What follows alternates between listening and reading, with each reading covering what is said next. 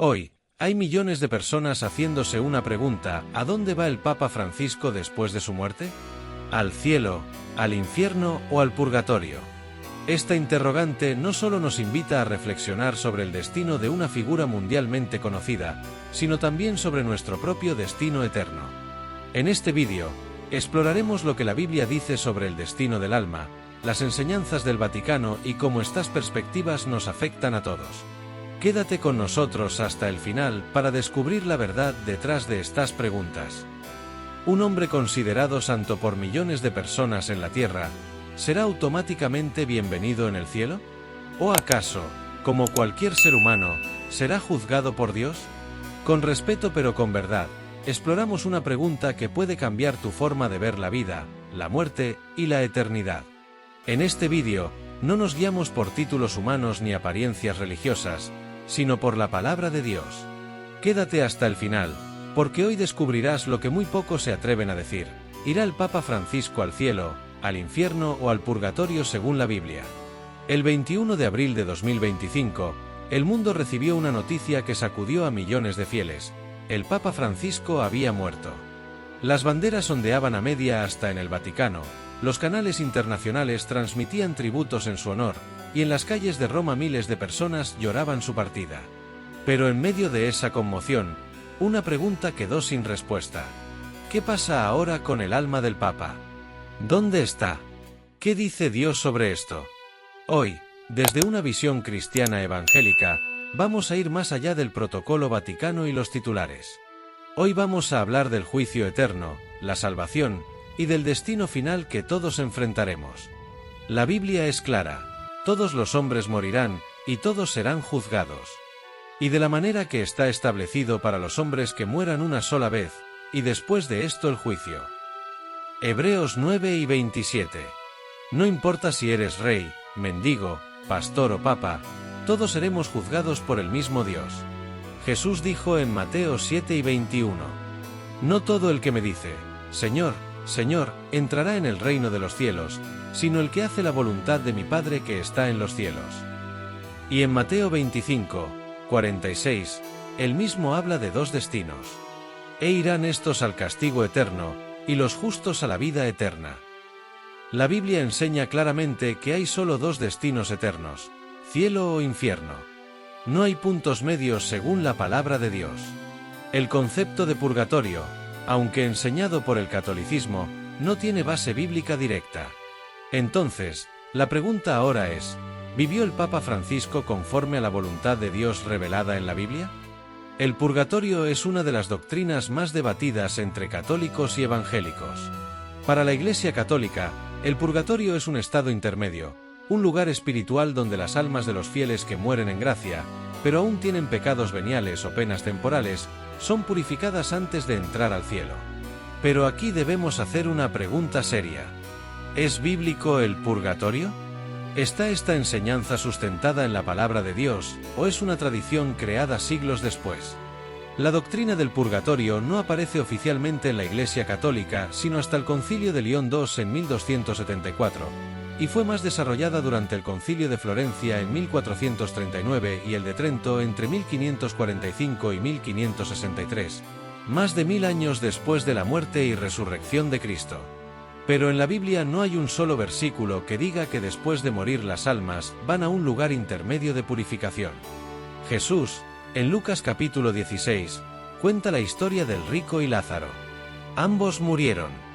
Lázaro fue al seno de Abraham, símbolo del paraíso, y el rico fue al Hades, en tormento. Lo importante es esto: no hay un tercer lugar. Solo hay dos. Y ninguno de los dos cambia después de la muerte. El rico, desde el tormento, pidió una gota de agua y no le fue concedida. Pidió que alguien fuera a advertir a sus hermanos y le fue negado. Jesús termina la parábola diciendo que si no oyen a Moisés y a los profetas, tampoco se persuadirán aunque alguno se levante de los muertos. Esto nos muestra que el destino de cada persona queda sellado en el momento de su muerte. No hay lugar de espera. No hay proceso de purificación posterior. La Biblia lo confirma una y otra vez. Está establecido que los hombres mueran una sola vez, y después de esto el juicio. No dice después de esto el purgatorio. Dice el juicio. El destino se define inmediatamente. El que oye la palabra y cree al que envió a Jesús, tiene vida eterna y no vendrá a condenación. No dice que tendrá vida eterna luego de ser purificado. Dice que ya la tiene. Si no hay condenación para los que están en Cristo Jesús, entonces no hay motivo para pasar por el purgatorio.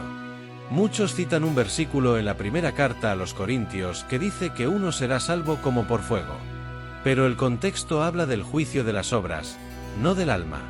Pablo no dice que el creyente pasará por castigo, sino que sus obras serán probadas. Es el juicio de recompensa, no de salvación. El concepto del purgatorio contradice también la suficiencia del sacrificio de Cristo. Porque con una sola ofrenda hizo perfectos para siempre a los santificados. Cristo no necesita ayuda del fuego. Su sangre limpió todo. Ahora hablemos del infierno. El infierno es real, y Jesús habló más del infierno que del cielo. ¿Por qué? Porque quiere advertirnos con amor. Porque el infierno no fue creado para los hombres, sino para el diablo y sus ángeles, pero el hombre lo elige cuando rechaza a Cristo. Apocalipsis capítulo 21 verso 8 nos da una lista clara. Pero los cobardes e incrédulos, los abominables y homicidas, los fornicarios y hechiceros, los idólatras y todos los mentirosos tendrán su parte en el lago que arde con fuego y azufre. Aquí vemos incrédulos, idólatras, inmorales, ocultistas y falsos. No se trata de haber pecado una vez. Se trata de vivir en pecado sin arrepentimiento. Jesús dijo que si tu ojo te hace caer, sácatelo. Más vale entrar al cielo con un solo ojo que ser echado al infierno entero. Allí será el lloro y el crujir de dientes. Y ahora viene una pregunta delicada. ¿Qué pasa con los líderes religiosos? Jesús fue durísimo con los religiosos. Los llamó sepulcros blanqueados. Bonitos por fuera, pero llenos de muerte por dentro. Él no condenó a los pecadores arrepentidos. Condenó a los que enseñaban mentira, a los que se presentaban como santos pero corrompían la verdad. Pablo escribió en Gálatas que si alguien, incluso un ángel, predica otro evangelio, sea maldito. Eso se aplica a todos los que desvían a otros, sin importar su cargo o fama. Pasemos ahora a hablar del Papa Francisco. Muchos lo ven como un hombre bueno, sencillo, cercano. Y sin duda, fue amable y se preocupó por los pobres. Pero el juicio no se basa en simpatía, sino en verdad. Jesús oró diciendo, santifícalos en tu verdad, tu palabra es verdad. El Papa Francisco dijo frases como que los ateos pueden ir al cielo si hacen el bien, o que Dios no es católico, o que todas las religiones buscan lo mismo. Pero la Biblia dice que hay un solo mediador entre Dios y los hombres, Jesucristo hombre. La salvación no viene por religiosidad, ni por moralidad, ni por obras. Viene por fe en Cristo. El protocolo del Vaticano es impresionante. Ceremonias, misas, oraciones, procesiones. Pero nada de eso salva un alma. Ningún ritual humano puede hacer lo que solo la sangre de Jesús puede hacer. Pedro escribió que no fuimos rescatados con oro ni plata, sino con la sangre preciosa de Cristo, como de un cordero sin mancha. Esto nos lleva al punto más importante. ¿Y tú? ¿Dónde pasarás la eternidad? Porque todo esto no se trata solo del Papa. Se trata de ti. Se trata de mí. Todos moriremos. Todos compareceremos ante el tribunal de Cristo. El alma que pecare, esa morirá. Pero todo aquel que invoque el nombre del Señor será salvo. Hoy es el día de salvación. No mañana. Hoy. Cristo te está llamando. No importa tu pasado. Importa tu decisión hoy. Entrégale tu vida. Cree en Él. Arrepiéntete. Nace de nuevo. Porque cuando suene la última trompeta, ya no habrá misa que te ayude, ni rezo que interceda, ni imagen que salve. Solo Cristo. Y si este mensaje tocó tu corazón, no lo ignores. Compártelo. Habla con otros. Busca la verdad en la palabra. Acércate a Dios mientras aún hay tiempo. Él no quiere condenarte. Quiere salvarte. Solo necesitas responder. Hay una gran verdad que muchas veces se pasa por alto, incluso dentro de las iglesias, No todos los que parecen piadosos lo son. El enemigo no siempre se presenta con cuernos y cola, a veces se disfraza de ángel de luz. Y eso es exactamente lo que ha ocurrido a lo largo de los siglos con muchas figuras religiosas que, desde los púlpitos o los altares, han predicado doctrinas humanas envueltas en vestiduras de santidad. La religiosidad vacía puede ser más peligrosa que el pecado abierto, porque adormece la conciencia. ¿Cuántos líderes, cuántas instituciones han ofrecido salvación por medio de obras, indulgencias, devociones mecánicas y fórmulas rituales, desviando a las almas del único camino verdadero, Jesucristo? No se trata de atacar a una persona o a una denominación, sino de hacer sonar la alarma del Evangelio puro. Jesús mismo reprendió a los fariseos, no por su falta de religión, sino por su exceso de religiosidad sin transformación interna. Les dijo: «Este pueblo de labios me honra, pero su corazón está lejos de mí». Es un llamado urgente a examinar si lo que creemos y predicamos proviene de la Escritura o de la tradición de los hombres. Porque el juicio de Dios no se basa en cuántas veces usamos vestiduras sagradas, sino en si hemos nacido de nuevo. Con mucho gusto. A continuación te dejo varios bloques, cada uno compuesto por asterisco asterisco, dos párrafos extensos asterisco asterisco, siguiendo la misma línea narrativa. Puedes insertarlos en diferentes partes del guión para mantener la atención y enriquecer el mensaje. Voy alternando entre doctrinal, confrontativo y reflexivo para que tengas variedad. A lo largo de los siglos, millones de personas han sido educadas para creer que cumplir con los ritos de una religión es suficiente para agradar a Dios. Se les ha enseñado que asistir a misa, confesarse con un sacerdote, hacer penitencias o repetir oraciones tradicionales garantiza un lugar en el cielo. Pero eso no es lo que enseña la Biblia. Las Escrituras nos muestran que la verdadera fe no es ritualismo, sino relación. Dios no busca labios que reciten fórmulas, sino corazones rendidos. No está impresionado por encajes, incienso ni arquitectura religiosa. Él ve más allá de las apariencias. Y su pregunta sigue siendo la misma: ¿me amas? ¿Me obedeces? ¿Tienes comunión conmigo? Jesús no vino a fundar una religión. Vino a reconciliar al hombre con el Padre. Por eso dijo que muchos le dirán Señor, Señor, pero no entrarán al reino de los cielos, porque no hicieron la voluntad del Padre. El problema con la religión sin transformación es que da una falsa seguridad. Hace que las personas crean que están bien con Dios porque siguen tradiciones, cuando en realidad sus corazones están lejos de Él. Esto fue exactamente lo que Jesús condenó en su tiempo. Los líderes religiosos eran expertos en las Escrituras, conocían la ley, jejuaban, daban limosnas y oraban en público. Pero Jesús los llamó hipócritas, sepulcros blanqueados. ¿Por qué? Porque su corazón no había sido regenerado. El nuevo nacimiento del que habló Cristo no tiene nada que ver con una institución ni con un rito de iniciación. Es una obra sobrenatural del Espíritu Santo en el interior del ser humano. Y esa obra solo ocurre cuando uno se arrepiente de sus pecados y deposita su fe exclusivamente en Jesús como Salvador y Señor. Sin eso, toda religiosidad es vana. Hoy en día muchos predicadores, líderes e incluso figuras religiosas de gran influencia han adaptado su mensaje para hacerlo más atractivo. Han quitado la cruz, han suavizado el pecado, han eliminado el infierno, han reemplazado la verdad por frases motivacionales. Se habla mucho del amor de Dios, pero casi nada de su justicia. Se repiten mensajes como Dios te acepta tal como eres, pero no se aclara que Dios nos llama al arrepentimiento, a negarnos a nosotros mismos, a tomar la cruz y seguirlo. Este tipo de evangelio diluido puede llenar estadios y ganar aplausos, pero no salva a nadie. Porque no confronta el pecado, no llama al cambio, no señala la necesidad urgente de salvación. Y si un mensaje no lleva a Cristo, a su sangre, a su cruz, entonces no es evangelio. Es entretenimiento religioso. El problema es que cuando el evangelio pierde su filo, las almas pierden el rumbo. Muchos creen que están bien delante de Dios porque un líder religioso les dijo que bastaba con ser buena persona, que no importaba la doctrina, que todas las religiones adoran al mismo Dios. Pero eso es completamente contrario a lo que enseñó Jesús. Él fue exclusivo. Dijo: yo soy el camino, y la verdad, y la vida, nadie viene al Padre sino por mí. No dijo un camino, sino el camino. Entonces, cuando alguien afirma que se puede llegar a Dios por otro medio que no sea Jesucristo, está mintiendo. Está predicando otro evangelio. Y según la Biblia, quien predica otro evangelio, aunque sea un ángel del cielo, es anatema. No importa cuán amable, cuán humilde o cuán popular sea. Lo que importa es si dice la verdad de Dios. El momento de la muerte es definitivo. Es la línea que divide el tiempo de la eternidad.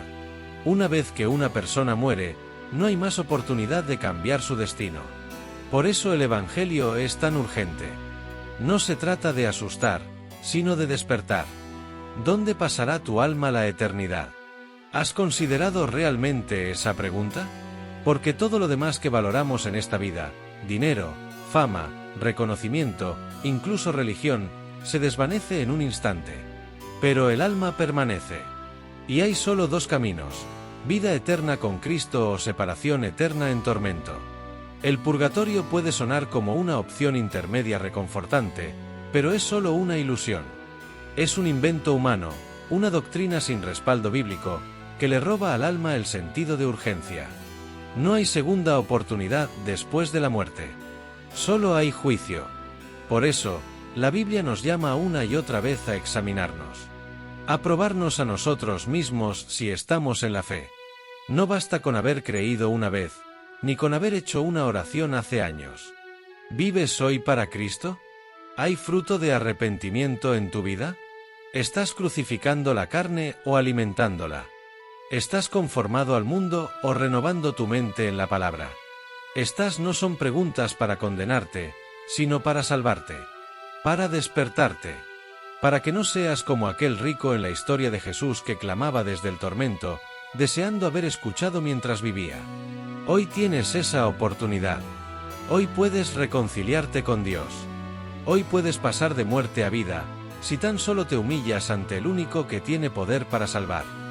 Una de las prácticas más comunes, y a la vez más peligrosas, en muchas tradiciones religiosas es la idolatría disfrazada de devoción. Millones de personas oran ante estatuas, se arrodillan ante imágenes, encienden velas, repiten letanías y besan reliquias creyendo que así se acercan a Dios. Pero la Biblia es clarísima desde Génesis hasta Apocalipsis: Dios no comparte su gloria con nadie.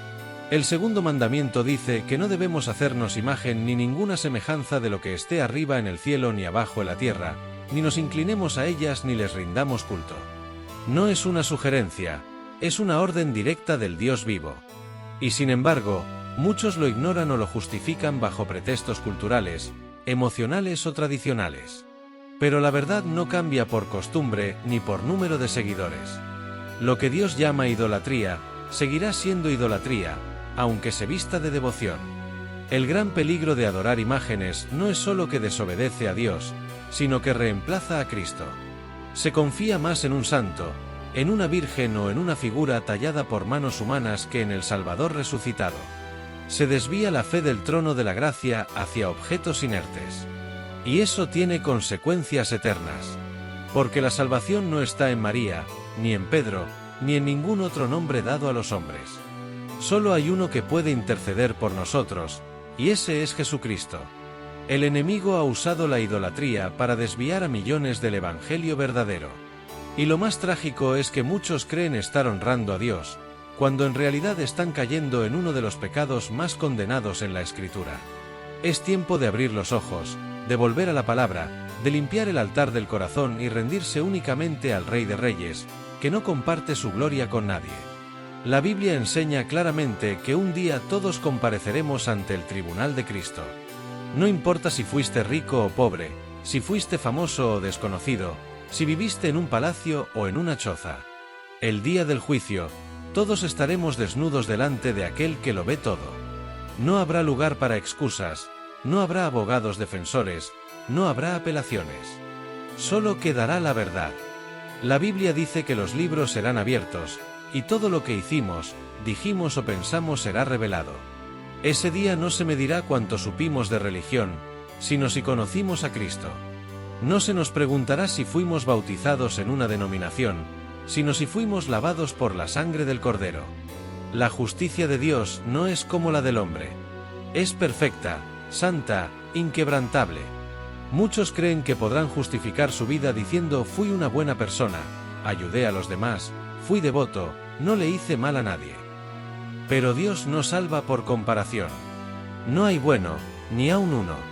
Todos pecamos, todos fallamos, todos necesitamos un Salvador. Y ese Salvador no está en Roma, ni en una organización, ni en un sistema religioso. Está en el cielo, sentado a la diestra del Padre, esperando el día en que juzgará al mundo con justicia. Y la única esperanza que tendremos ese día, será si nuestro nombre está escrito en el libro de la vida. Un libro que no se llena con buenas obras, sino con fe genuina en Jesucristo. No es tarde para entrar en esa lista. Hoy es el tiempo aceptable. Hoy es el día de salvación. En un mundo lleno de títulos, honores religiosos, vestiduras sagradas y protocolos humanos, Dios sigue buscando lo mismo, corazones contritos y humillados. Él no se deja impresionar por las capas de oro ni por los discursos elocuentes. Él ve lo que nadie ve. La verdadera grandeza espiritual no está en tener miles de seguidores, sino en ser obediente cuando nadie te ve. No está en levantar catedrales, sino en edificar una vida que glorifique a Cristo.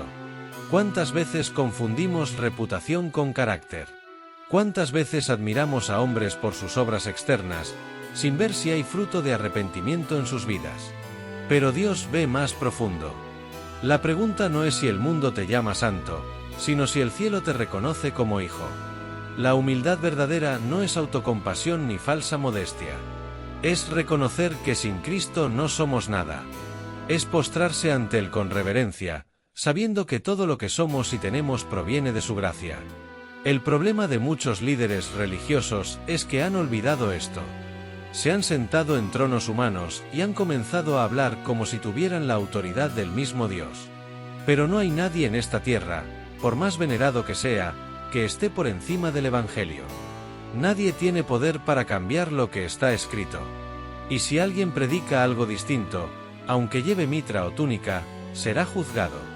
La humildad que Dios honra es la del publicano que ni siquiera se atrevía a levantar los ojos al cielo, pero golpeaba su pecho diciendo, «Señor, ten misericordia de mí, pecador». A ese, dijo Jesús, lo justificó Dios. Uno de los mayores engaños que han circulado en la Iglesia a lo largo de los siglos es la creencia de que la religión o la observancia de ritos garantiza la salvación. Millones de personas en todo el mundo confían en que ser parte de una iglesia, asistir a servicios religiosos, tomar la comunión o ser bautizados en una determinada denominación es suficiente para estar bien con Dios. Pero, ¿es eso lo que realmente enseña la Biblia? La respuesta es clara, no. La Escritura nos enseña que la salvación no depende de las prácticas externas, sino de una transformación interna. Jesús mismo, en sus conversaciones con los líderes religiosos de su tiempo, como los fariseos, les advirtió que no basta con la observancia de las leyes, sino que es necesario un corazón arrepentido, una vida entregada y una fe viva en Él.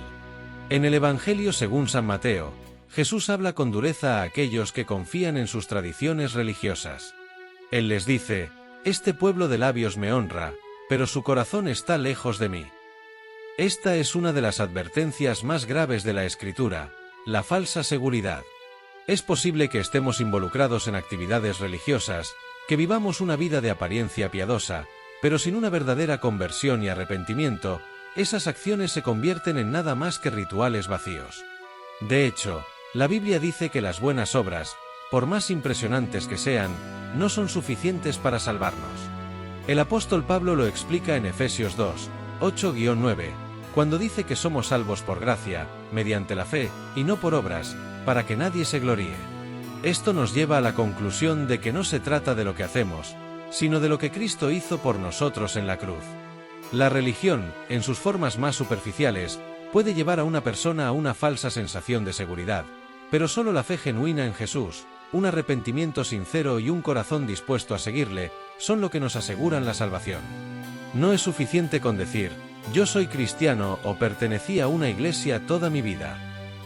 Jesús fue muy claro al decir que no todos los que digan Señor, Señor entrarán en el reino de los cielos, sino solo aquellos que hagan la voluntad del Padre, Mateo 7:21.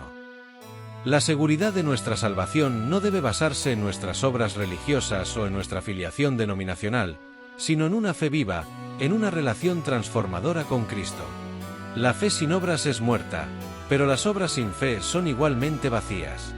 Es hora de que dejemos de confiar en las apariencias y pongamos nuestra confianza total en lo que Cristo hizo en la cruz, arrepintiéndonos de nuestros pecados y buscando una relación personal y genuina con Él. El llamado al arrepentimiento es quizás uno de los mensajes más urgentes que la Iglesia de hoy necesita escuchar. En tiempos antiguos, los profetas se levantaban para proclamar el arrepentimiento, y Jesús, en su ministerio terrenal, comenzó diciendo: «Arrepentíos, porque el reino de los cielos se ha acercado». Hoy, el mensaje sigue siendo el mismo. El reino de los cielos está cerca, y es necesario que cada persona se arrepienta de sus pecados. El arrepentimiento no es un sentimiento pasajero ni una simple disculpa por hacer algo mal, es un cambio de mente, un giro radical en nuestra vida. Es volverse de una vida de pecado hacia una vida de obediencia a Dios, y es una acción que debe tomar lugar en el corazón. El apóstol Pedro en Hechos 3 y 19 dice: «Arrepentíos, pues, y convertíos, para que sean borrados vuestros pecados, para que vengan de la presencia del Señor tiempos de refrigerio». El arrepentimiento es más que un acto aislado, es un proceso de transformación. Es la disposición para abandonar el pecado, para cambiar nuestros pensamientos, actitudes y comportamientos, y alinearlos con la voluntad de Dios. Pero, lamentablemente, vivimos en una época en la que el pecado ha sido minimizado, y el arrepentimiento ha sido desvirtuado. Muchos piensan que basta con ser una buena persona para agradar a Dios. Otros creen que pueden seguir viviendo en pecado porque piensan que la gracia de Dios todo lo perdona. Pero la Biblia es clara, el arrepentimiento es esencial. Jesús dijo en Lucas 13:3, «Os digo, no, antes si no os arrepentís, todos pereceréis igualmente».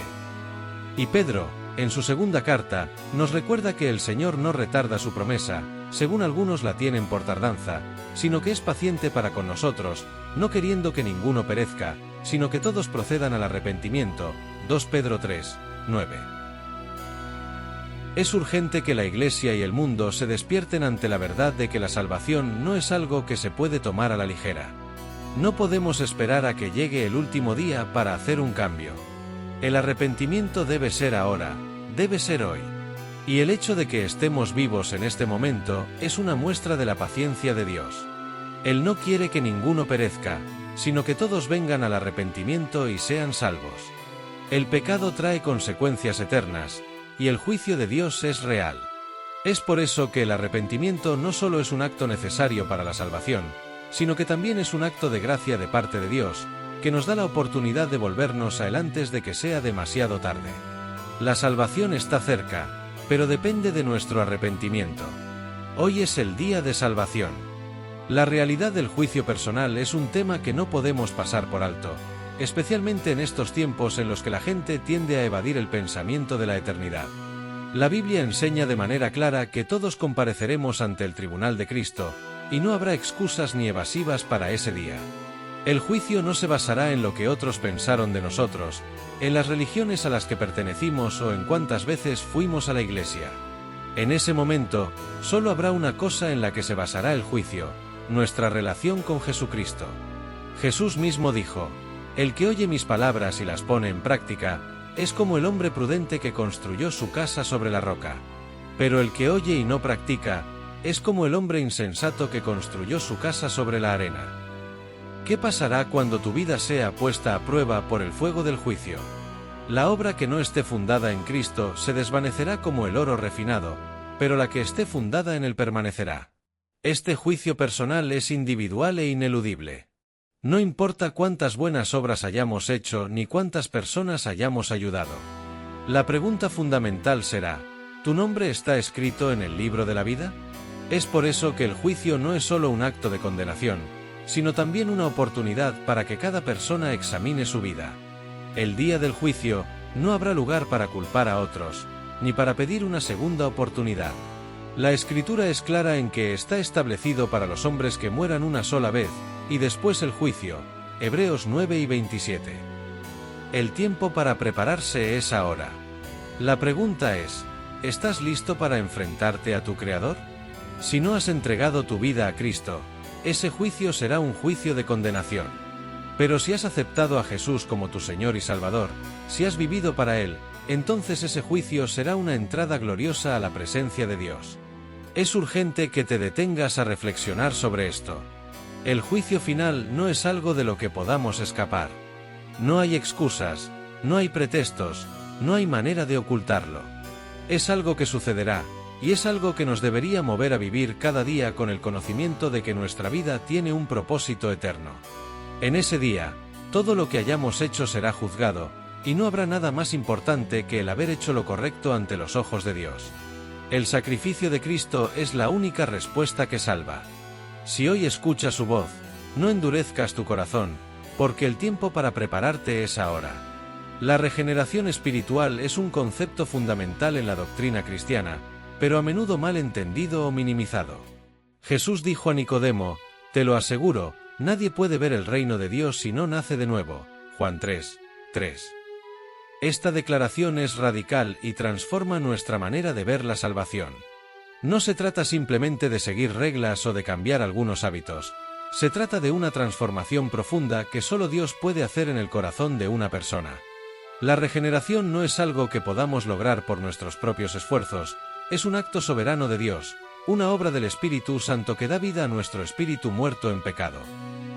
Muchos viven engañados, pensando que su vida espiritual está en orden simplemente porque asisten a la iglesia, hacen buenas obras o tienen una moral aceptable. Pero la realidad es que lo que Dios requiere es un corazón completamente nuevo, una naturaleza transformada. La regeneración es el proceso por el cual una persona muerta en delitos y pecados es vivificada por el Espíritu de Dios, convirtiéndola en una nueva criatura. Sin la regeneración, no podemos ver ni entender el reino de Dios, ni experimentar la vida abundante que Jesús prometió. Esto no es solo una mejora de nuestra vieja naturaleza, sino una creación completamente nueva. Pablo lo explica en 2 Corintios 5:17, diciendo: «Si alguno está en Cristo, nueva criatura es. Las cosas viejas pasaron, y aquí todas son hechas nuevas». ¿Te has preguntado si has nacido de nuevo? Porque, si no lo has experimentado, hoy es el día para abrir tu corazón a la transformación de Dios. Vivimos en un mundo lleno de caos, de angustia y de incertidumbre. El estrés, la ansiedad y la desesperación parecen ser las respuestas comunes a las preocupaciones diarias. Millones de personas buscan paz en placeres momentáneos, en el consumo de bienes materiales, en relaciones o en el dinero. Pero todos esos intentos de encontrar paz son vacíos. El mundo ofrece una paz que es superficial, temporal y al final, insatisfactoria. Sin embargo, Jesús, en su infinita sabiduría, nos promete una paz que va mucho más allá de lo que el mundo puede ofrecer. En Juan 2:27, Él dijo: «La paz os dejo, mi paz os doy, yo no os la doy como el mundo la da». La paz que Cristo ofrece no depende de las circunstancias externas, sino de la presencia de su Espíritu en nuestro corazón. La paz de Cristo es una paz que nos guarda en medio de las tormentas de la vida. Cuando el mundo parece venirse abajo, y cuando nuestros corazones están llenos de temor, la paz de Jesús es como un refugio seguro al cual podemos acudir. Esta paz no es una paz que se puede encontrar en el mundo, ni se obtiene a través de logros humanos, sino que es un regalo de Dios. En Filipenses 4:7, Pablo nos recuerda que la paz de Dios, que sobrepasa todo entendimiento, guardará nuestros corazones y mentes en Cristo Jesús. Esta paz solo se encuentra cuando confiamos plenamente en Él, cuando dejamos que Él sea el Señor de nuestra vida, y cuando dejamos nuestras cargas a sus pies. No importa cuán grandes sean las pruebas o cuán fuertes sean las tempestades, la paz que Jesús da es eterna y fiel. Si estás buscando paz en tu vida, no busques más allá de Cristo. Él es la única fuente verdadera de paz. El mandato de predicar el Evangelio es claro y sin lugar a dudas en la Escritura. Jesús, en su gran comisión, dio la orden a sus discípulos, y a todos nosotros como creyentes, de ir y hacer discípulos de todas las naciones, bautizándolos y enseñándoles a guardar todas las cosas que Él nos mandó. Mateo 28:19-20. Este mandato no es opcional. No es algo que debamos hacer solo si tenemos tiempo o si estamos cómodos. Es una orden directa de nuestro Salvador, y es la razón por la cual la Iglesia existe. No podemos guardarnos el Evangelio para nosotros mismos. Hay una urgente necesidad de que el mensaje de salvación llegue a cada rincón del mundo. Cada día, miles de personas mueren sin conocer a Cristo, y su destino eterno está sellado. Muchos creyentes se sienten cómodos solo con asistir a la iglesia, con vivir una vida privada de fe, sin compartirla con otros. Pero el llamado de Cristo es claro. Todos los que hemos recibido la salvación tenemos la responsabilidad de compartirla.